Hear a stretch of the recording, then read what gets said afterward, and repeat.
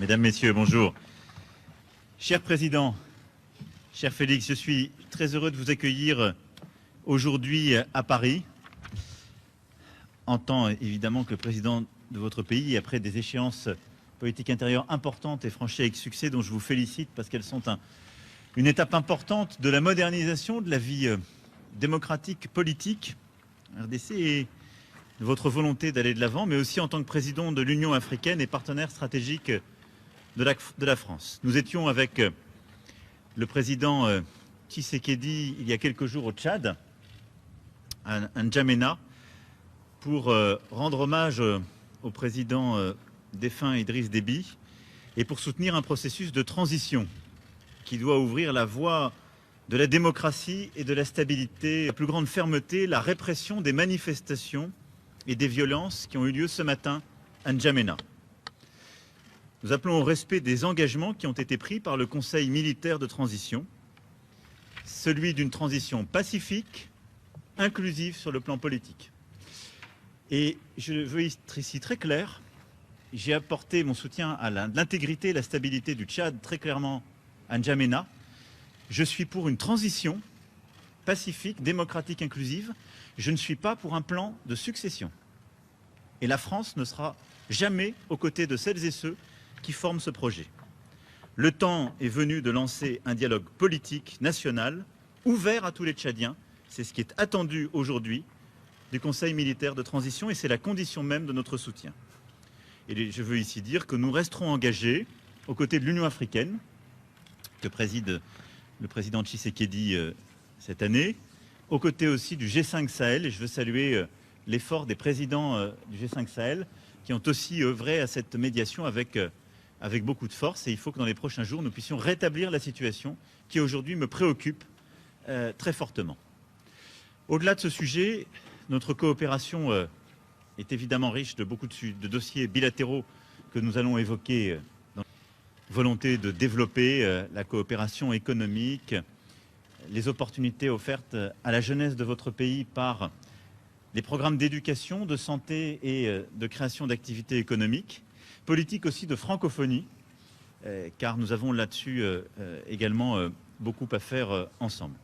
Et puis évidemment, ce sont tous nos efforts d'accompagnement pour la stabilité, la paix partout sur notre territoire national. Et je sais ô combien vous y êtes attachés face aux déstabilisations qui peuvent exister.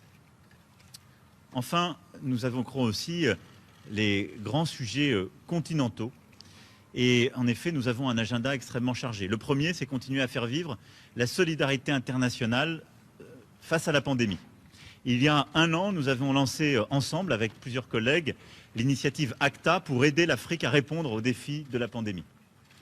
Elle a permis de faire plusieurs avancées, nous y sommes revenus ces derniers jours, pour aider au financement, aider aussi à plus de tests, de diagnostics, l'accès aux vaccins et à la montée en puissance des systèmes de santé primaire. Mais beaucoup reste à faire pour mobiliser plus de financement, mais avoir également des actions concrètes indispensables. Et donc ensemble, nous souhaitons agir pour que le G7, le G20 soient des rendez-vous utiles qui répondent aux besoins des Africaines et des Africains, la vaccination de tous les personnels de santé sur laquelle nous étions engagés il y a plusieurs semaines, et tant d'autres sujets.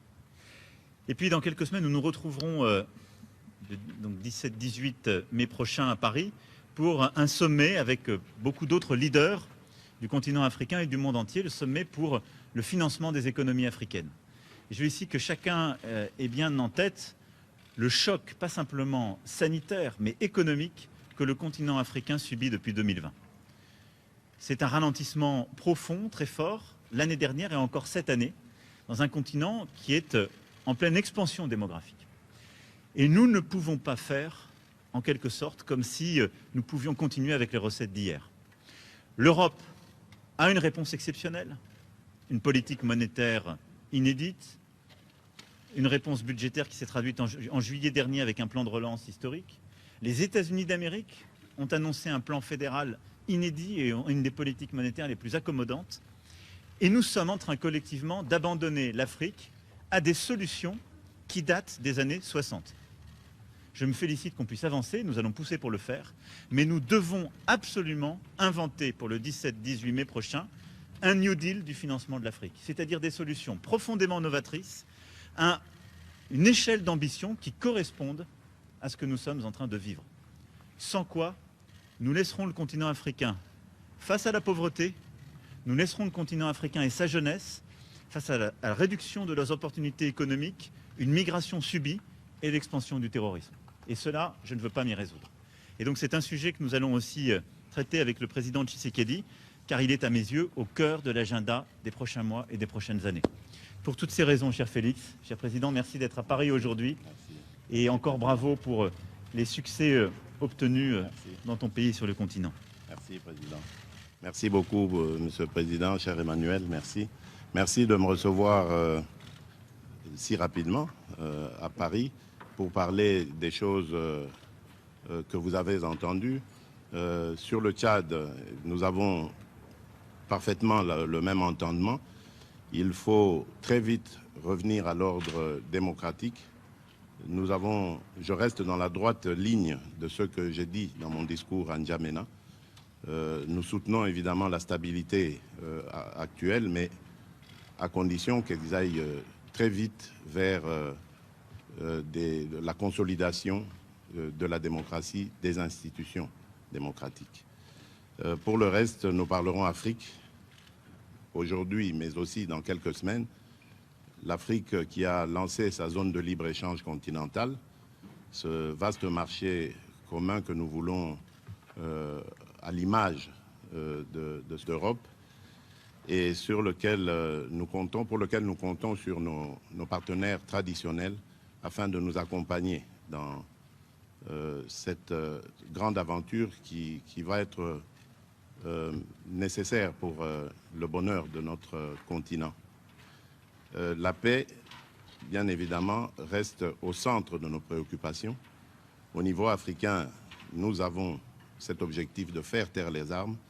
Voilà pourquoi je ne me lasserai jamais de sensibiliser la communauté internationale par rapport à des zones de violence en Afrique, et particulièrement dans mon pays, la République démocratique du Congo, à l'Est, où il s'est créé maintenant un groupe à tendance islamiste, au discours islamiste et aux méthodes islamistes, et qui sème la terreur auprès de nos populations. Donc là, je suis plus que jamais déterminé à l'éradiquer et je compte sur le soutien de la France. Pour le reste, le président Emmanuel Macron a très bien détaillé les sujets sur lesquels nous allons nous appesantir. Et donc, je vous remercie. Je vous remercie, Monsieur le Président, cher Emmanuel.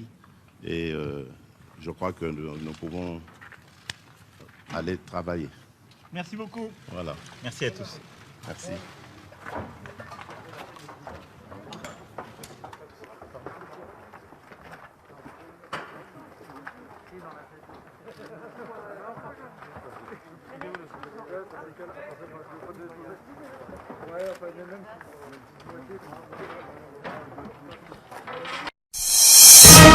Info 243